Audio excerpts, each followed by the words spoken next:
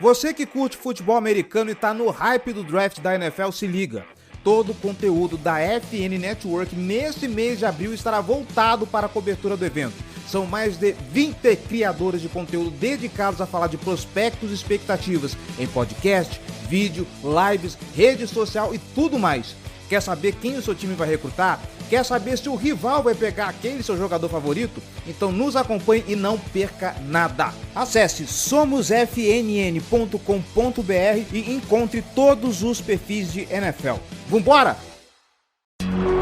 The Sunday Night Anthem. FN Network.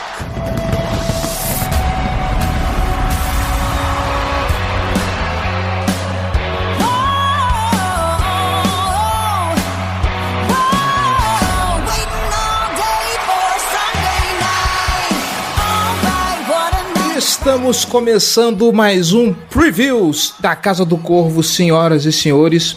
O Baltimore Ravens já está classificado, porém ainda há algumas coisas para se resolver na AFC Norte.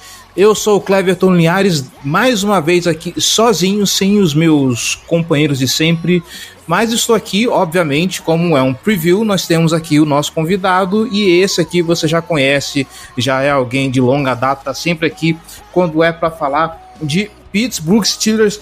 Danilo Batista, do Black Yellow BR, mais um membro da rede, a FN Network. Danilo, muito boa noite, seja muito bem-vindo mais uma vez à Casa do Corvo.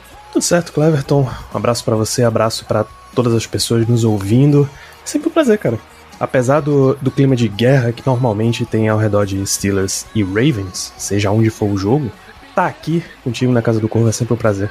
Clima de guerra no estádio e no Twitter, porque é sempre bom aquele trash talk maroto, aquele trash talk gostoso.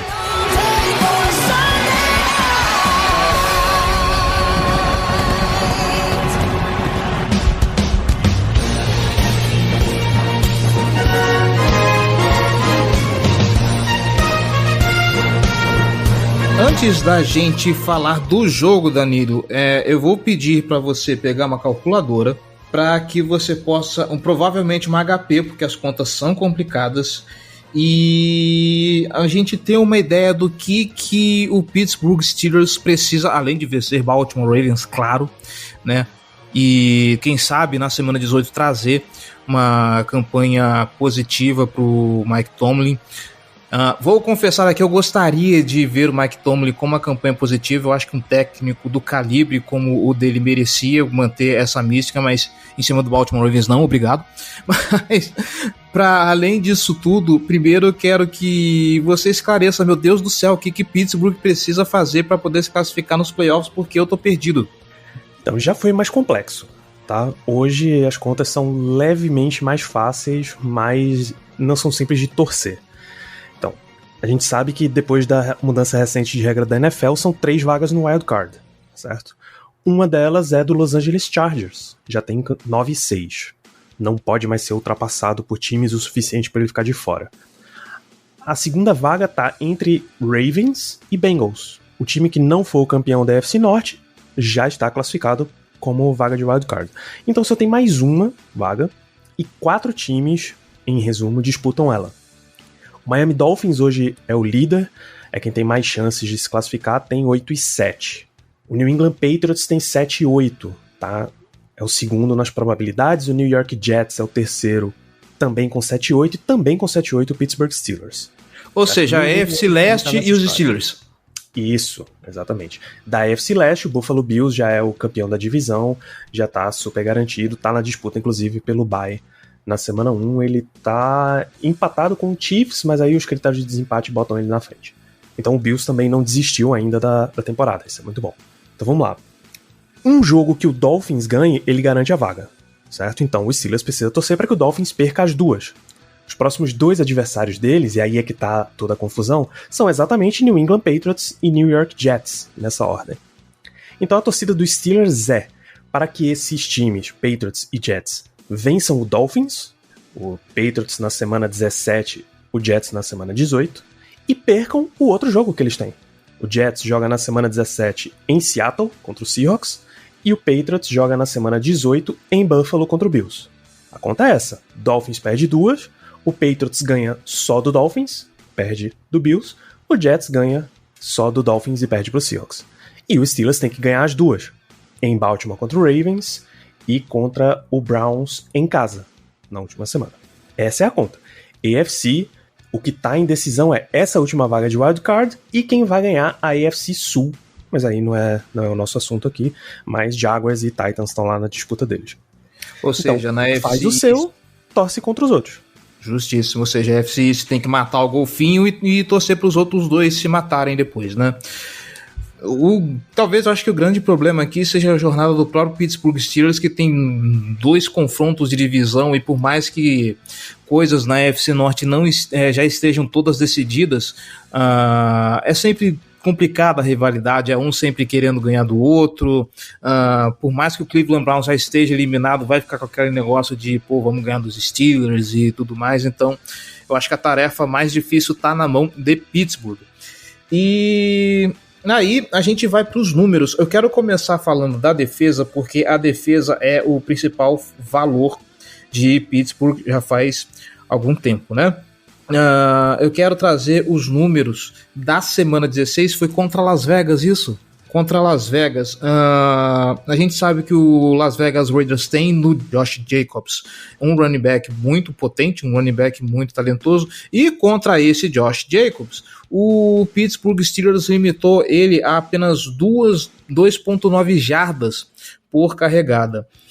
Isso dá um sinal de alerta interessante para Pittsburgh, um sinal de esperança, porque vai enfrentar um rival de divisão que nesse momento tem como a sua principal característica, e provavelmente nunca antes na história do próprio Baltimore Ravens, um jogo corrido muito forte. Só que no caso do Baltimore Ravens, ele conta com um comitê de jogo terrestre, né? J.K. Dobbins fez 2 jogos nas semanas 14 e 15 para mais de 100 jardas. O Gus Edwards bateu 99 contra o Atlanta Falcons, e de vez em quando o Tyler Huntley arrisca algumas coisinhas, por mais que a gente fique desesperado, porque ele nem de longe consegue fazer o que o Lamar Jackson faz, principalmente se protegendo quando corre. Mas a pergunta está bem clara: o que o Pittsburgh Steelers poderá fazer para parar esse jogo corrido do Baltimore Ravens e obrigar o time a passar? E a gente sabe como é que esse time passando é meio trágico. Pois é, Clevetota, o Steelers era um time antes da bye week, é um outro time depois da bye week, e isso foi a semana 9. Tá? Steelers e Ravens se enfrentaram na semana 14. Tô dando uma olhada no histórico dos outros jogos, tá? Depois da bye. Então, Jonathan Taylor é um dos melhores running backs da liga inteira. 20 carregadas, 86 jardas e um touchdown. Não foi muito bem a defesa contra ele. Atlanta Falcons, na semana 13. O Cordarrelle Patterson, 11 corridas, 60 jardas. Tyler Algier, 10 corridas, 52. Caleb Huntley, 4 corridas para 17. Então também já teve uma quantidade razoável de jardas corridas. Baltimore Ravens, semana 14. O J.K. Dobbins correu para 120 jardas e um touchdown. O Gus Edwards, 13 carregadas para mais 66 jardas. Então, também não funcionou. São 3 semanas terríveis para a defesa contra o jogo corrido. Aí você passa para as 2 semanas seguintes. Carolina Panthers, semana 15. Não é um time que eu compararia com o Ravens, mas é o que tinha de adversário.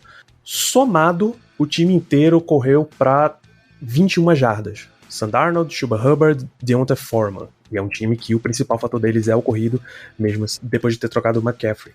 Você pega o Josh Jacobs nesse último final de semana, 15 carregadas, 44 jardas. Então o Steelers entrou num modo meio que ou a gente para a corrida ou a gente para a temporada.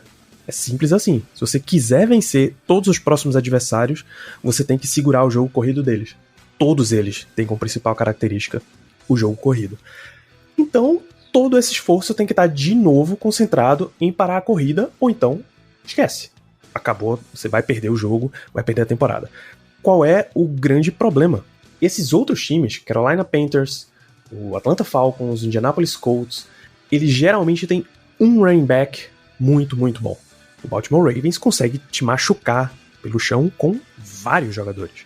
Ele pode fazer isso com o Gus Edwards, ele pode fazer isso com o J.K. Dobbins, ele pode fazer isso com o Kenyan Drake, ele pode colocar a bola na mão do Patrick Ricard e fazer isso.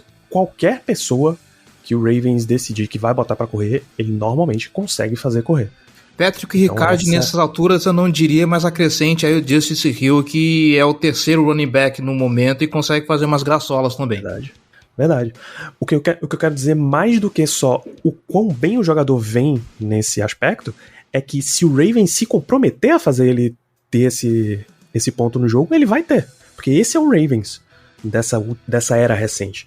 O Ravens é um time que corre muito bem com a bola. Não tô falando nada a respeito dos outros fatores do time, mas se você olhar o quanto o Ravens corre, eles correm muito, muito bem.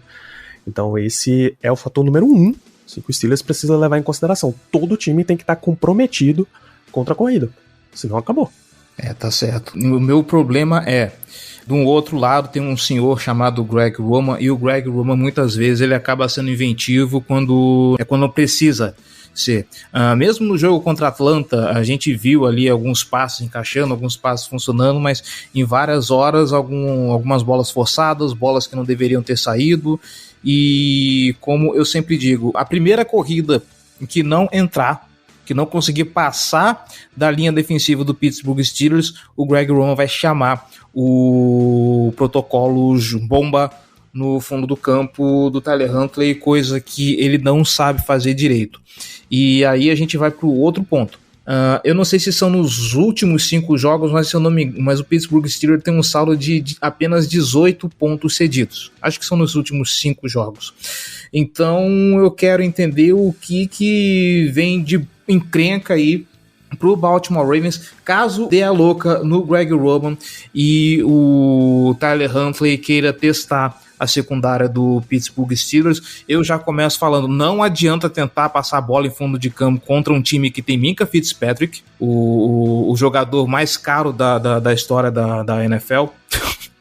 Não sei se essa piada ainda procede, mas para além do Minkah Fitzpatrick, o que mais o Baltimore Ravens pode se preocupar se der a louca no Greg Roman e ele falar, deve ser uma boa ideia passar a bola contra o Pittsburgh Steelers. Os cornerbacks dos Steelers melhoraram muito. A gente vem há um tempão reclamando aí dessa situação, mas aqui desde a bye week, que foi a semana 9, quando o passe vai na direção de Levi Wallace, o passer rating que ele permite é 59.8, um máximo de 158.3.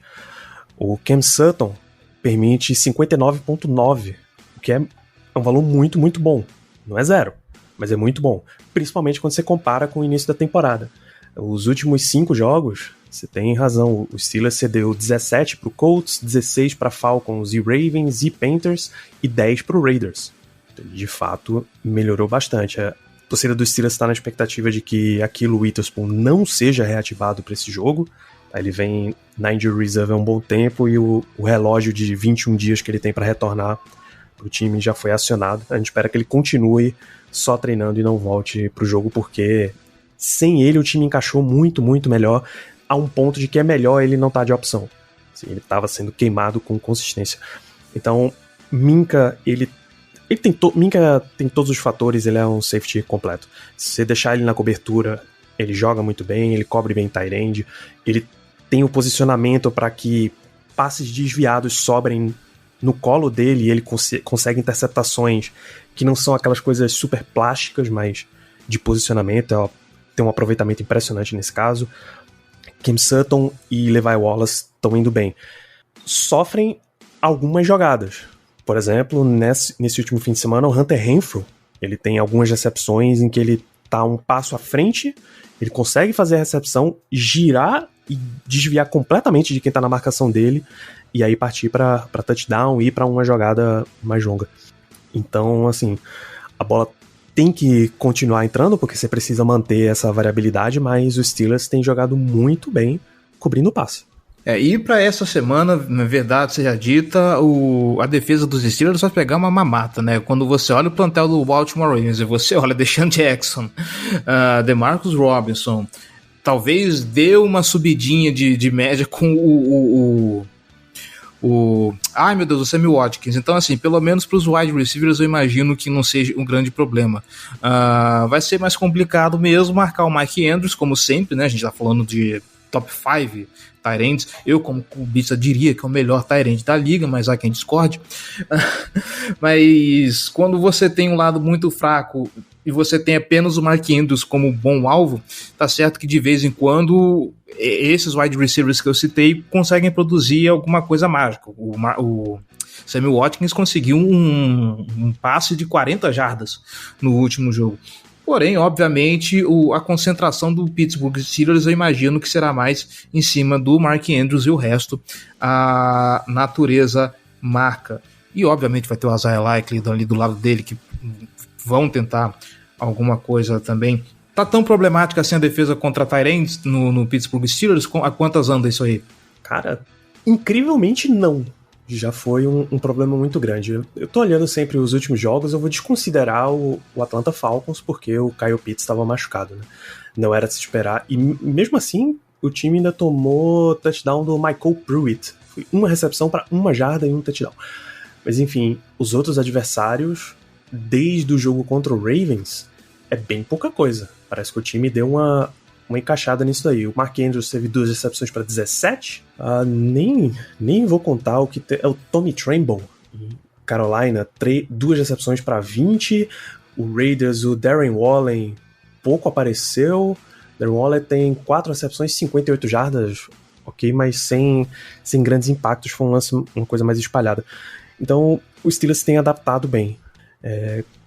Quando é um problema maior para os Steelers ter um wide receiver 1 daqueles legítimos num combo com um quarterback. Se hoje a gente fosse enfrentar o Joe Burrow com o Ja'Marr Chase, daria mais problema. Tight end o time tem conseguido lidar, mas enfrentar Mark Andrews é sempre uma história completamente diferente. Ele é um desses jogadores de patamar acima, você tem que estar preocupado o tempo inteiro com o que é que ele tá fazendo, aonde ele tá, quem tá junto com ele. Porque em um vacilo ele acaba com você. Tá certo, vamos virar pro outro lado da bola então, o Danilo. E aí, cara, esse jogo promete ser um jogo de pontuação muito baixa, hein? Eu vou falar isso depois lá na hora dos palpites, mas se por um lado o Pittsburgh nos últimos 5 jogos cedeu apenas 18 pontos, a defesa do Baltimore Ravens cedeu apenas 15 em 6 dos últimos 7. Então a gente tá vendo aí um jogo de defesas muito fortes. Eu quero começar primeiro com o nosso querido Mãozinha.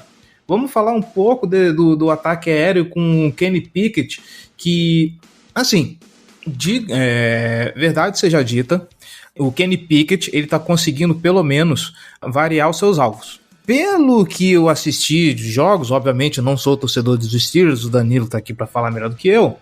A química dele tem sido principalmente com o Pickens. Eu posso estar errado, não sei se o Deontay Johnson tem recebido mais bolas do que ele, mas o meu ponto aqui é, com esses dois caras principalmente, por mais que o Kenny Pickett não seja aquele QB que, poxa, para quem acabou de vir de Ben Roethlisberger, Kenny Pickett ainda é pouca coisa.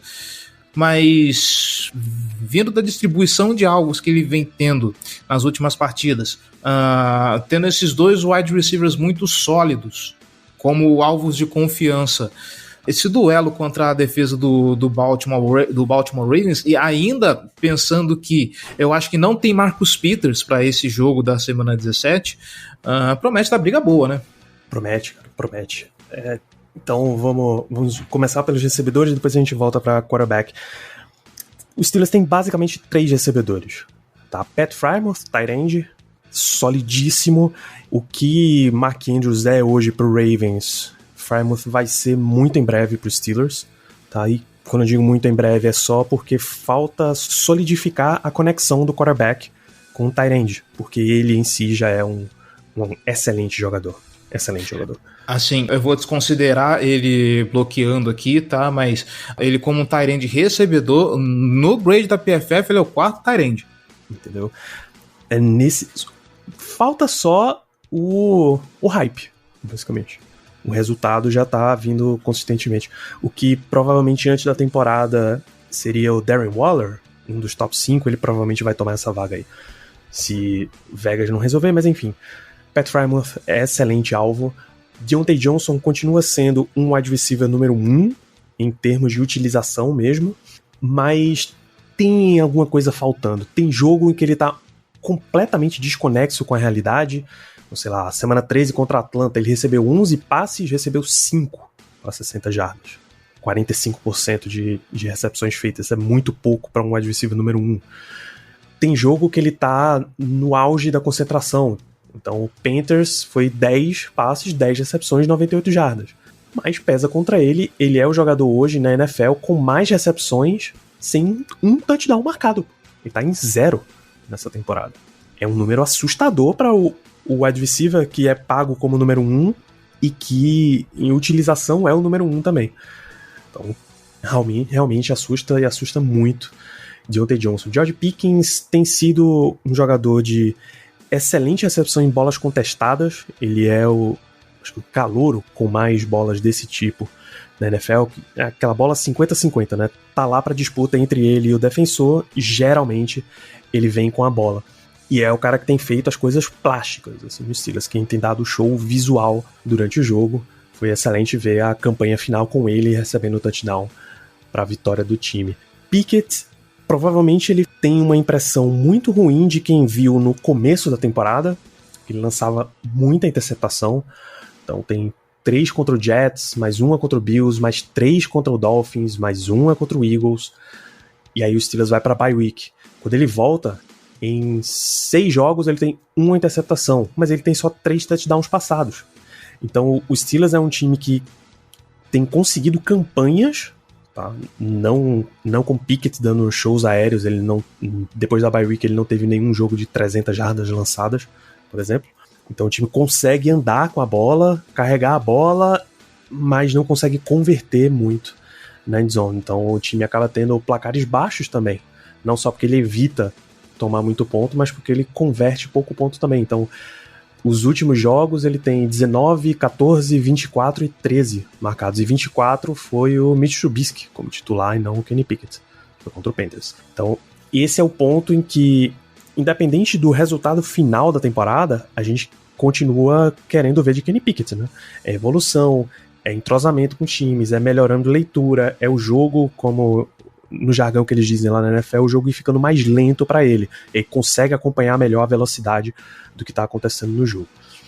Eu acho sempre um quarterback calouro enfrentar um time cascudo, como é o Ravens, é sempre complicado. É um time que pode sempre montar uma formação complexa. Eu vejo o Pickett sofrendo um pouco quando isso acontece. O time coloca 6 ou 7 direto na linha defensiva, ameaçando que vai mandar os 7 em blitz.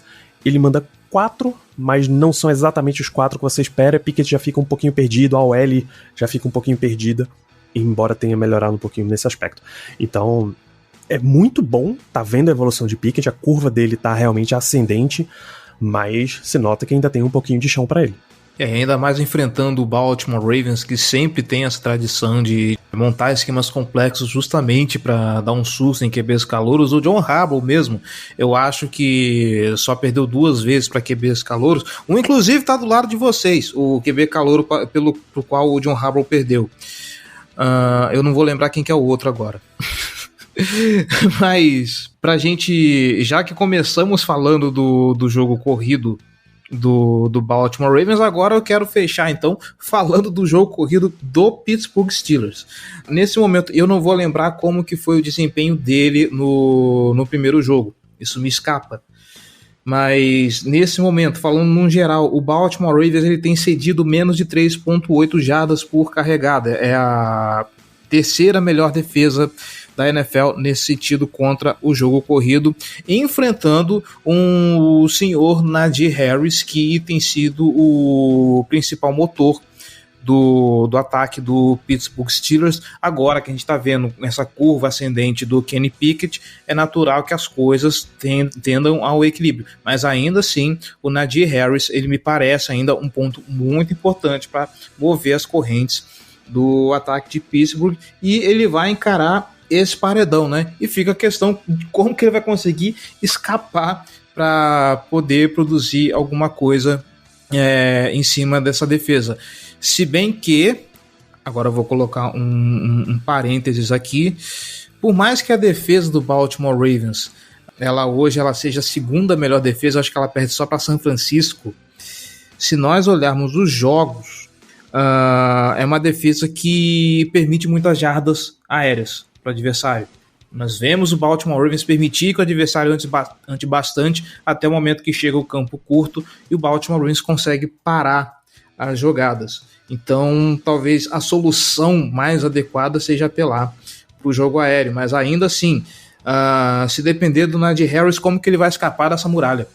Najee é outro dos retratos aí dos Steelers depois da bye week. Tudo mudou para os Steelers depois da bye week. Era um time que não conseguia correr de jeito nenhum, nem para salvar a própria vida, e de repente ele conseguiu performances atrás de performances. Na temporada inteira, Najee não conseguiu um jogo de 100 jardas ainda. Você pode dar uma colher de chá, porque na semana 10 ele conseguiu 99, mas o simbolismo de um jogo de 100 jardas ele não conseguiu ainda. Ele tem ido muito melhor nas últimas semanas. A linha ofensiva dos Steelers tem dado muito mais oportunidades para ele correr. Os esquemas dos Steelers têm dado muito mais oportunidades para ele correr também. A gente já viu casos dos Steelers preferir correr com jet sweep, entrega a bola na mão de um wide receiver, do que colocar para Najee correr ou para Jaylen Warren, running back 2 do time, correr. E outro dos grandes fatores é que o Steelers deu uma diminuídazinha assim, na utilização do Najee Harris e permite mais um comitê. Muito pelas performances de Jaylen Warren, aquele tipo de running back que quando tá com a bola na mão, quando ele entra, ele recebe a oportunidade, ele converte, mais do que exatamente o time desistiu de correr com o Najee. Então a linha ofensiva melhorou muito nesse aspecto, a utilização melhorou mais nesse aspecto, então o Najee tá mais fresco normalmente, e o reserva também tem conseguido converter coisas boas. O Steelers estava num ponto em que Derek Watt, quem diria, estava aparecendo nos jogos. Até esse último jogo contra Vegas, ele tinha 4 tentativas, 4 conversões para a primeira descida. Todas elas com 2 jardas ou menos? Todas elas com 2 jardas ou menos. Mas é uma boa expectativa para um fullback, pô. Você entrega a bola na mão dele e ele converte, que mais você quer, né? A ideia do futebol americano é você conquistar território. Se esse cara tá conseguindo first down atrás de first down, é isso que importa. Exatamente. Então os Steelers têm corrido melhor, sim. O que nos traz de volta para aquela perspectiva de placar baixo, né? Tem muito mais aparência de ser um jogo de controle de posse, de segurar o placar, de não ter muitos riscos, do que necessariamente um jogo explosivo e, enfim, circense, como a galera gosta de chamar, aqueles placares elásticos, placar bailarino, já dizia o outro. Não tem muita cara disso, não. É mais um jogo pra quem erra menos leva a partida. É isso, então. Agora, pra gente fechar, então, esse bate-papo, como você já está acostumado, é a hora que a gente começa aqui o exercício de futurologia. Eu vou pedir você, então, para que fale aí um matchup pra gente ficar de olho. E aí já pode emendar com um palpite de placar e uma bold. Mas antes de você falar, eu queria citar uma coisa que vai ser a minha dica de matchup pra gente ficar de olho, que é um negócio que a gente não parou para falar durante o programa, que é o confronto de trincheira da linha ofensiva do Baltimore Ravens contra essa DL assustadora de Pittsburgh, que, afinal de contas, né, a gente está olhando aqui, nós temos Alex Highsmith numa ponta, Cameron Hayward ali e, obviamente, um outro que dispensa comentários, o irmão que ainda está na atividade, o TJ Watt, que, obviamente, vão ter que lutar contra a linha ofensiva do Baltimore Ravens, que vem fazendo um bom trabalho, que se estabilizou nessa última temporada, né? Depois de anos aí tentando fazer malabarismos e tentando acertar configurações. De Stanley a Moses, eu acho que não tem ninguém insatisfeito com o trabalho que a OL vem fazendo. De vez em quando a gente vê uma faltinha aqui, uma vacilada ali do Moses e tudo mais, o Ben Powers dá uma rateada, mas no geral essa linha ofensiva faz um bom trabalho e vai ter que encarar essa DL poderosíssima do Pittsburgh Steelers. Bom, contigo, Danilo.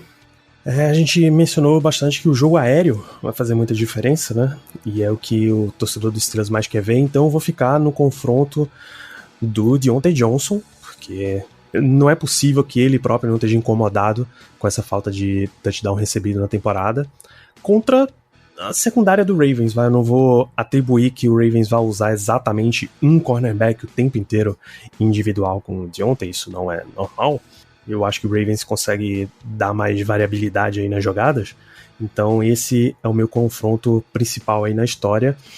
E assim, você fala de confronto de trincheira, o contrário também é super válido a gente citar, né? Porque o Ravens pode não ter os jogadores mais chamativos da liga, mas quando você olha o que eles já fizeram, tanto de experiência, imagina você colocar em um ponto do jogo o Kenny Pickett, calouro, para fazer leitura de uma DL que tá com Justin Houston, Jason Pierre-Paul e Calais Campbell alinhados, sabe?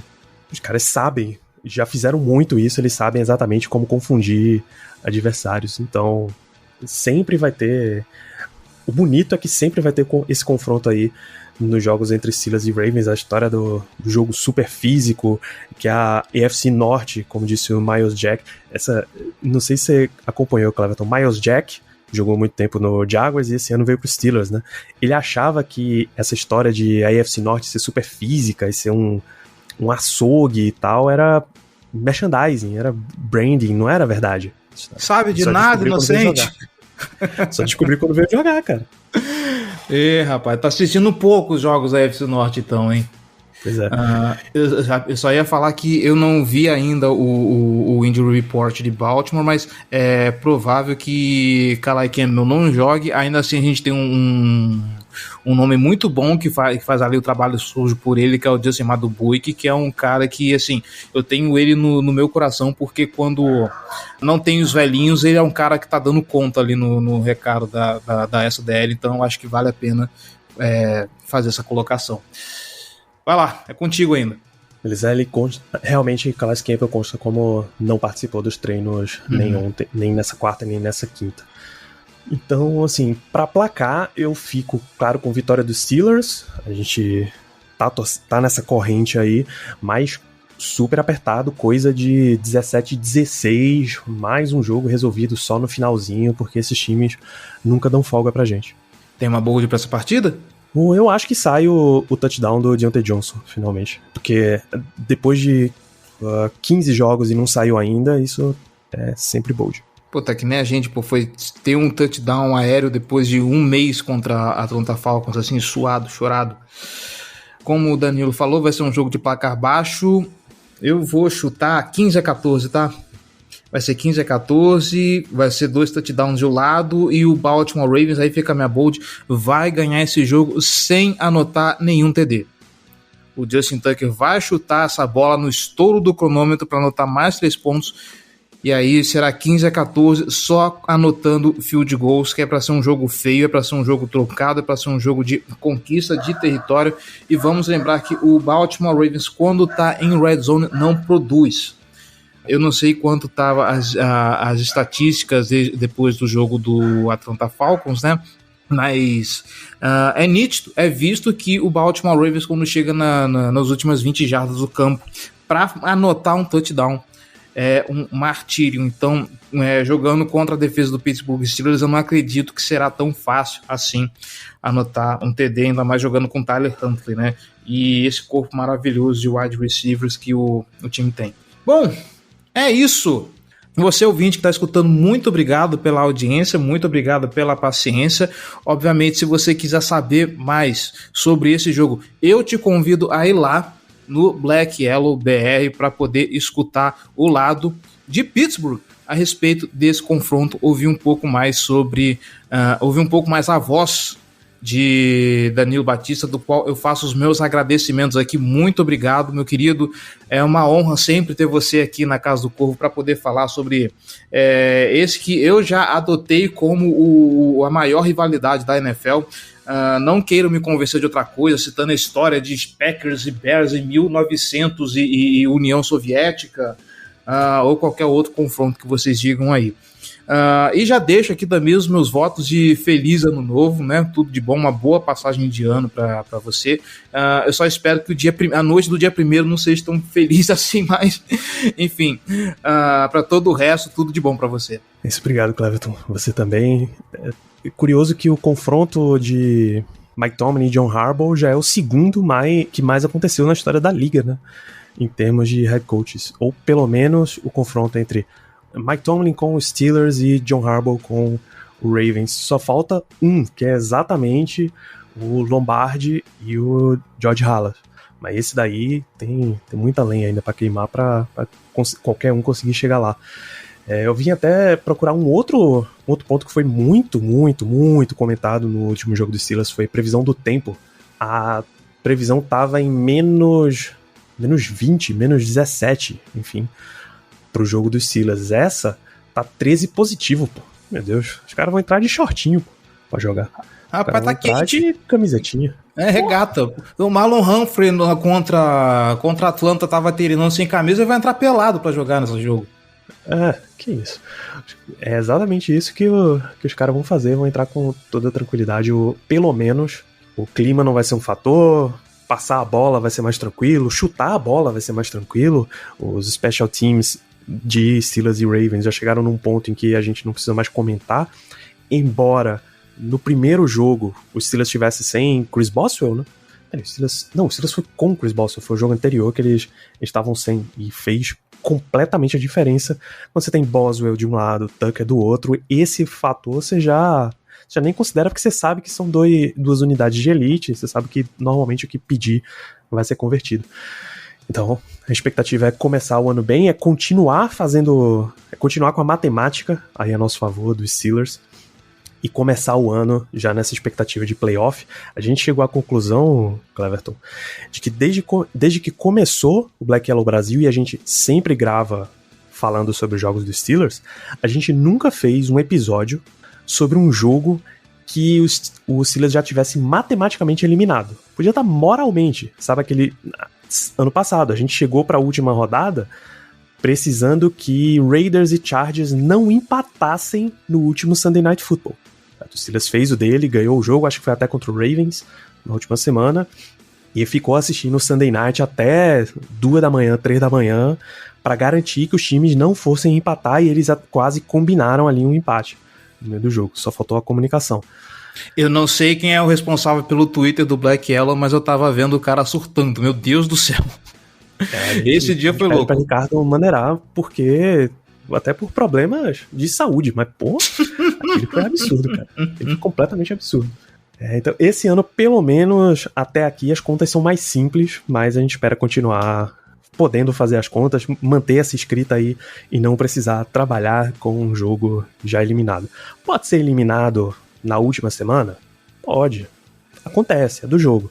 Mas ir para a última semana já eliminado é uma novidade que a gente não quer encarar, não.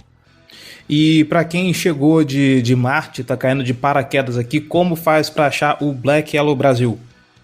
@ BlackYellowBR em Twitter, Instagram e Telegram. Em resumo, segue as 3, cada uma tem um foco meio diferente da história. Principalmente porque no Telegram não dá pra manter uma coluna igual no Twitter, com todas as menções a Steelers vindo de contas verificadas, que normalmente tem mais credibilidade, né? Não dá pra descobrir, sei lá, bicho, que o Jô Soares um dia deu uma entrevista vestindo uma camisa do Steelers, pô. Então, segue as 3. O nosso resumo é esse. Tem mais notícia pra uma, tem mais análise pra outra, tem aquelas pílulas e citações e aspas que todo mundo adora na terceira, as contas de pra quem torcer em cada rodada a gente tem feito por aí, vale a pena.